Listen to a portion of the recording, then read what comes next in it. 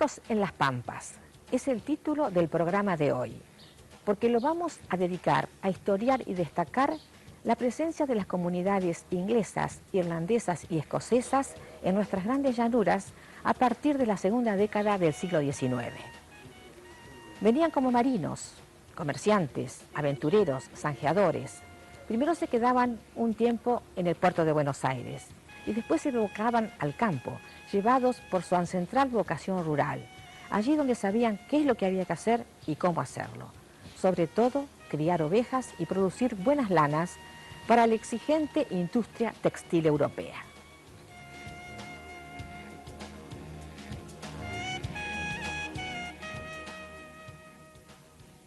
Después de 1810, los gobiernos patrios iniciaron buenas relaciones diplomáticas y comerciales con el Reino Unido, y el puerto de Buenos Aires se abrió ampliamente para las naves provenientes de las Islas Británicas.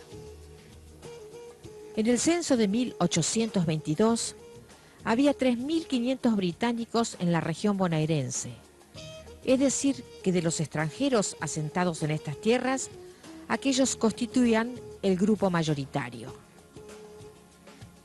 La disposición de toda clase de garantías para el extranjero, el reconocimiento del gobierno criollo por parte de Inglaterra y la firma del primer crédito que recibió nuestro país de Londres en 1825, estimuló la llegada de muchos ingleses, escoceses e irlandeses. En el primer plan colonizador promovido por el gobierno de Bernardino Rivadavia, llegaron a Buenos Aires en 1825 200 colonos escoceses, traídos por los hermanos Robertson para integrar una colonia agrícola en su estancia Santa Catalina, en tierras ocupadas actualmente por la ciudad de Lomas de Zamora. Al considerar el carácter y el aporte de los británicos al desarrollo agropecuario de la campaña antigua, hay que tener en cuenta la visión económica que traían de un proceso de modernidad y revolución industrial que por ese entonces se estaba operando en Europa. Aprovechando sus vinculaciones con Londres, la mayoría de los súbditos británicos que llegaban al país se dedicaban al comercio en Buenos Aires, pero los que se quedaban pronto se volcaban a los grandes espacios pastoriles para dedicarlos a la oveja, animal para cuya cría y explotación poseían una vasta experiencia en su país de origen. El destinatario de la producción lanera era un mercado seguro, constituido por la creciente industria textil europea. Hasta entonces, la cría de la hacienda criolla en la estancia colonial se había basado en la selección natural y en la abundancia del recurso. Pero en los países anglosajones ya se criaba sobre principios de la ciencia, la técnica y la organización de la cabaña para la producción de un buen ovino y la obtención de lana fina. Con estas ideas renovadoras, los británicos se adentraron en las pampas, con sus ovejas y sus familias, ya fuera en las vecindades de Buenos Aires, en las cercanías de los fortines o en las áreas de frontera.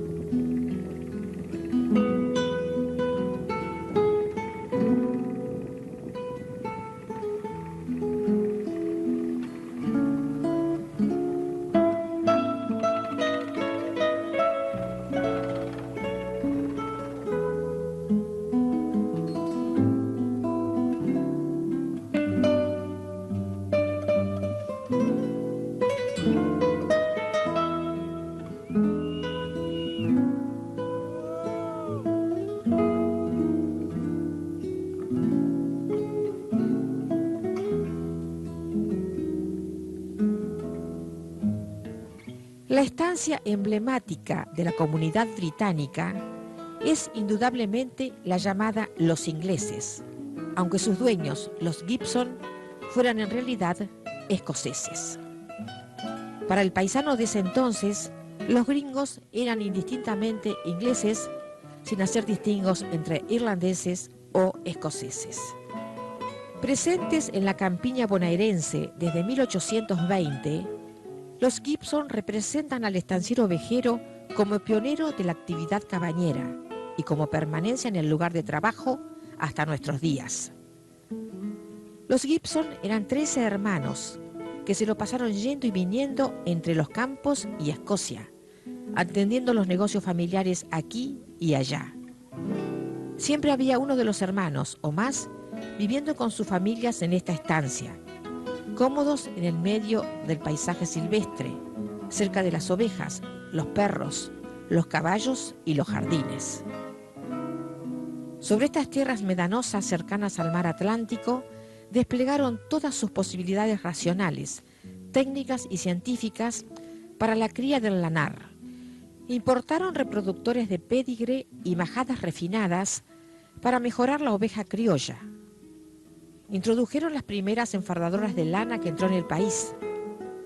Construyeron los primeros bañaderos de ovejas y hasta llegaron a instalar un equipo meteorológico que los alertaba para proteger majadas y cultivos en caso necesario.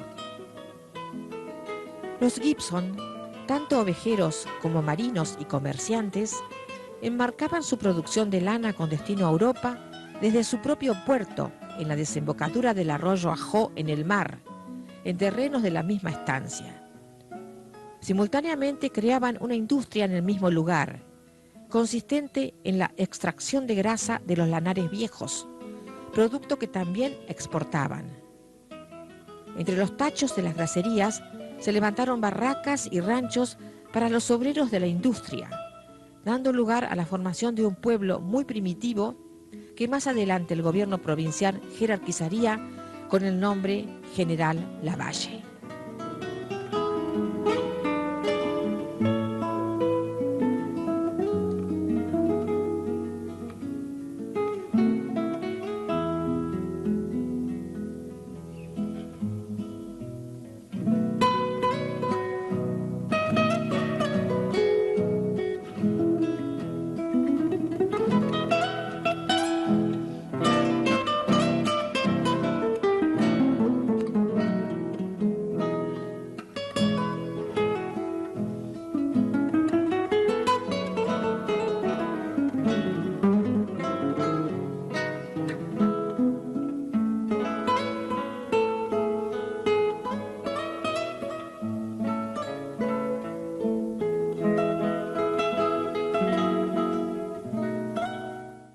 El país de las estancias. Regresa en breves instantes. Fuertes, versátiles, confiables y con bajo costo de mantenimiento. Agrale, siempre a tu lado, de sol a sol. Canal Rural sabe que lo mejor es tener todo al alcance de la mano. Bájate nuestra app y en un clic podrás ver todos los remates de la jornada, televisados y por streaming. Y como siempre, toda la información del rural.com que consultás para decidir. Bájate la app y mantenete informado.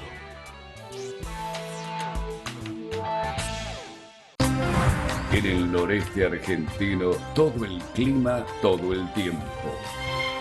El Dorado, Posadas, Formosa, Resistencia y Presidente Sáenz Peña. Quédese en Canal Rural, que lo seguiremos informando. Seguimos compartiendo el país de las estancias. Mientras vamos recorriendo los jardines de la estancia Los Ingleses, vamos a ir recordando también la presencia de tantos pobladores rurales provenientes del país irlandés.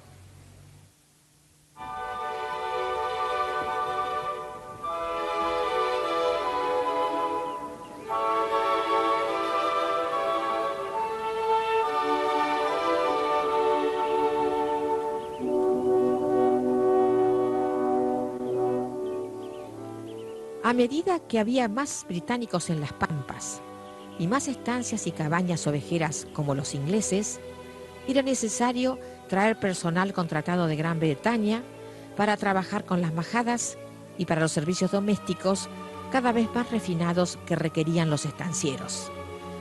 Así es como llegaron gran cantidad de hombres y mujeres irlandesas, provenientes de una de las regiones más pobres de las islas.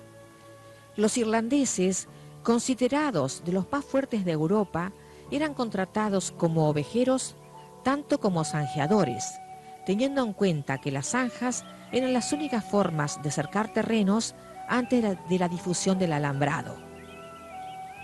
Las mujeres venían como mucamas, niñeras, maestras, toda una legión de lindas chicas rubias que terminaban formando su propio hogar con tantos compatriotas que había en la campaña. Muchos de estos hogares de pastores de ovejas prosperaron, compraron sus propias tierras y se hicieron estancieros. La región donde los irlandeses se asentaron principalmente fue al noroeste bonaerense y el sur de Córdoba y Santa Fe, donde el ferrocarril fue extendiendo vías, plantando estaciones y dejando más británicos y más ovejas en tierras donde pocos años antes dominaban los indios ranqueles.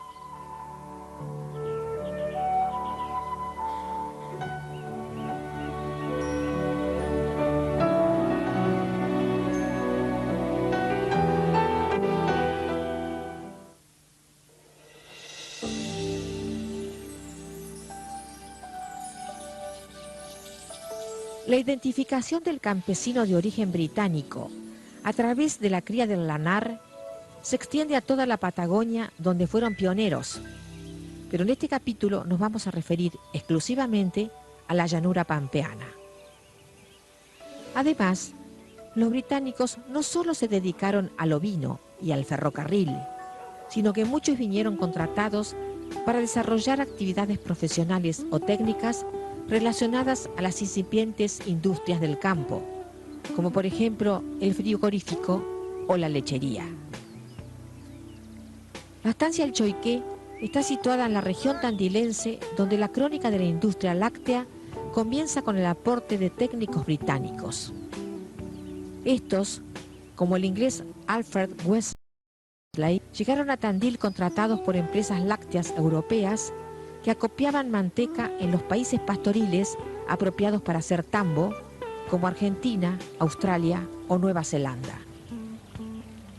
Alfred Wesley, pionero de la industria láctea tandilense, fundó a principios del siglo XX la estancia El Choiqué, donde por supuesto se dedicó a la cría de vacas lecheras. Se instaló aquí con su familia y nunca más se fue del país.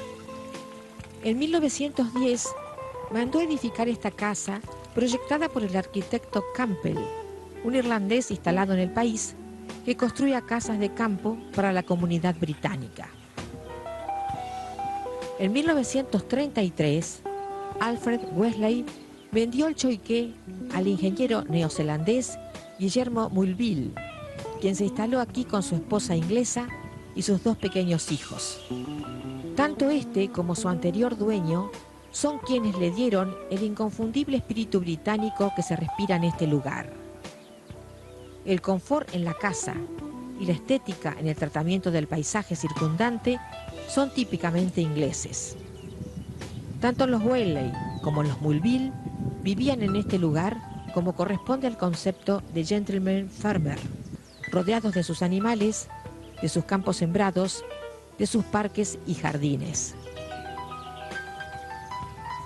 La jardinería es una pasión inglesa, por eso las flores nunca faltaron en las estancias trabajadas por británicos, así como árboles frutales, árboles de sombra y huertas. Recordemos que el inglés Richard Newton pasó a la historia argentina nada más ni nada menos que porque tuvo la brillante idea de cercar su huerta y su jardín con hilos de alambre. Una práctica que se extendería a toda la comunidad y después al resto del país. El alambrado fue una gran solución práctica que revolucionó el uso de los espacios pastoriles y conmovió la mística de la pampa. La vida cotidiana en las estancias de estilo británico, como el Choiqué, se desenvolvía de acuerdo a costumbres muy típicas de la comunidad. El trabajo en el campo para los hombres y para las mujeres, las rosas, la tijera de podar, el té de la tarde con dulces y escones, el tenis y una comida formal a las 20 horas, cuando los esposos vuelven del campo y se cambian la ropa para hacer su aparición en la mesa. Siempre hay invitados algunos por meses, pues es una costumbre británica que se reciban jóvenes de Inglaterra para aprender a ser estancieros en la Argentina. Para que la madre y el padre puedan vivir permanentemente en el campo, es necesario que los chicos vayan a las escuelas como pupilos. Por eso, en estas estancias, era costumbre enviar a los niños a los colegios ingleses instalados en el país, o a las lejanas islas británicas, pupilos en los mejores colegios, donde aprendían a ser ingleses para siempre.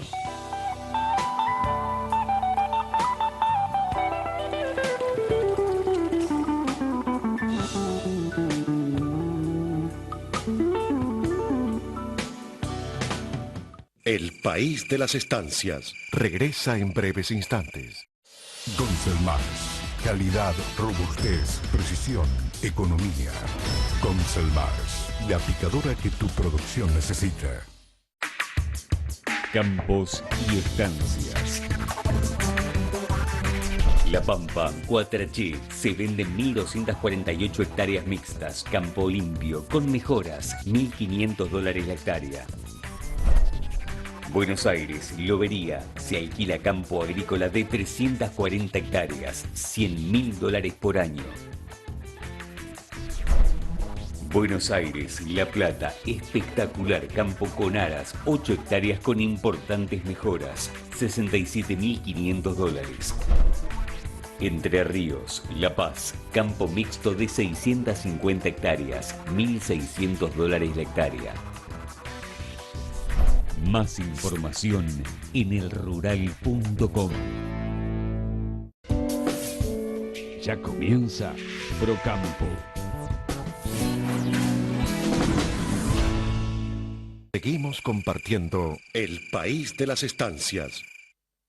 La estancia San Cristóbal fue fundada en la década del 80 del siglo XIX por el dueño de un banco londinense que se quedó con estas tierras como pago de un préstamo estatal incobrable. Está situada al norte de Santa Fe y fue formada en tiempos en que el ferrocarril avanzaba por las provincias del norte y establecía en este lugar una estación con el nombre San Cristóbal. Desde entonces, la crónica del pueblo que surgió junto a la estación, como la de esta estancia lindera, se entreteje con la historia de los pobladores británicos empleados de las grandes compañías inglesas que explotaban los ferrocarriles, las haciendas y los quebrachales. La presencia británica en los campos argentinos no solo se manifiesta en los ganaderos que trabajaron por su cuenta y riesgo, sino también por las grandes sociedades anónimas que se instalaban en las áreas marginales para la explotación de diversas materias primas que enviaban directamente al exterior. Estas compañías traían todo su personal técnico y jerárquico desde Inglaterra, gente que vivía en los cascos de las estancias, como en San Cristóbal, donde la casa principal era para el mayordomo, una figura muy autoritaria que representaba a los dueños lejanos y tenía mucho poder. En el pueblo de San Cristóbal se referían a esta propiedad como la estancia de los ingleses, a causa de que por muchos años fue explotada por compañías de ese origen. La vivienda principal, llamada mayoría en este tipo de establecimiento, presenta una arquitectura de estilo anglo-campestre, muy común al norte de Europa.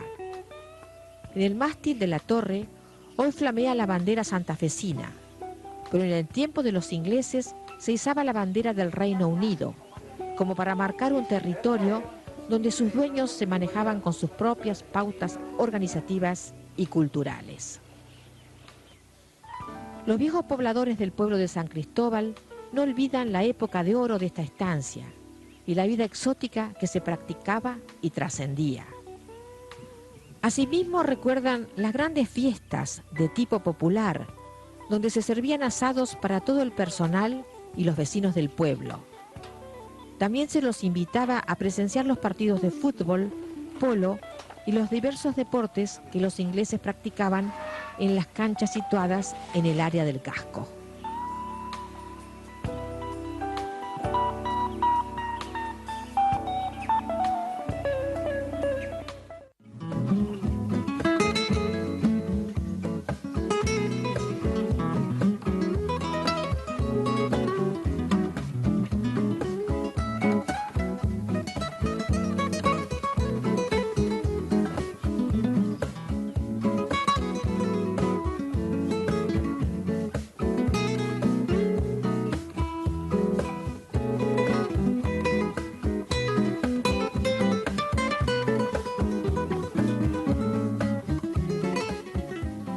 Otro de los más difundidos es el estilo ferrocarrilero, que se puso de moda a partir de la llegada del tren, con la construcción de estaciones y galpones de depósitos.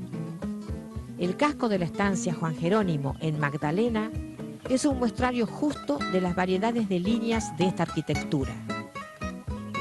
La casa principal, de estilo ferrocarrilero primitivo, las casas auxiliares, pintorescas y coloreadas, con sus ladrillos a la vista, y especialmente la casa del mayordomo y administración, el edificio más notable de este establecimiento.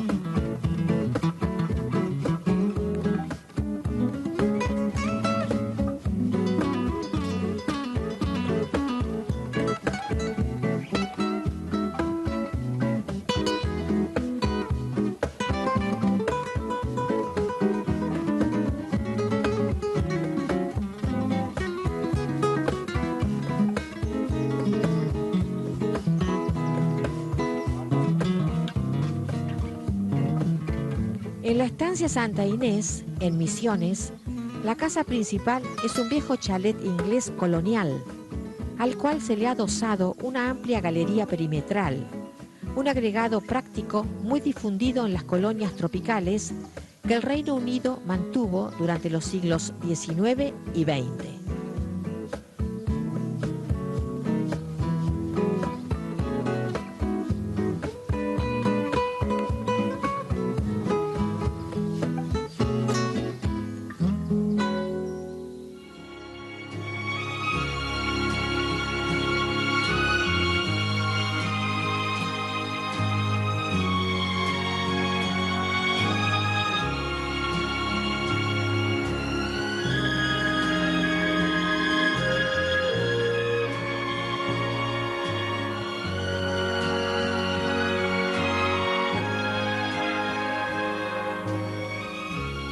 En la misma región marplatense está el castillo escocés de la estancia Iaras Yapalmalal, de la familia Martínez de Oz, diseñada por el arquitecto inglés Walter Barset Smith a principios del siglo XX.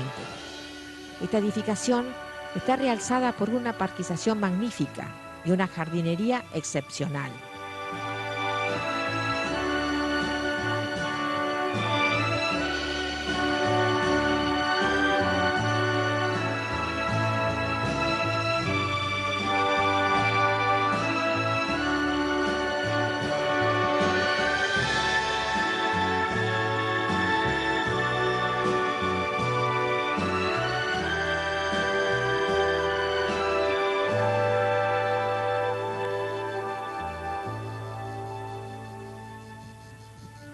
Entre los partidos de San Pedro y Ramallo se levanta el famoso castillo que identifica a la estancia a la Vuelta de Obligado, construido sobre una barranca mirando el río Paraná.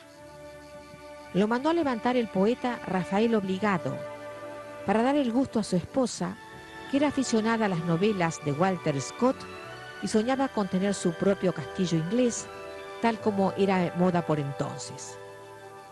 Estas mansiones rurales no están habitadas todo el año, como en las Islas Británicas, ya que en las pampas argentinas son residencias de cortos veranos.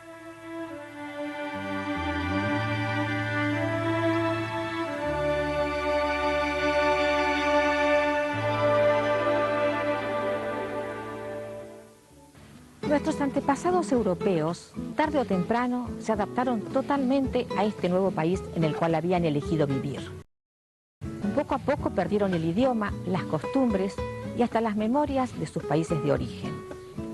Los británicos y sus descendientes, en cambio, aunque se acriollaron a fondo, nunca cortaron los lazos con su tierra. Conservaron el idioma y las costumbres más características de las islas.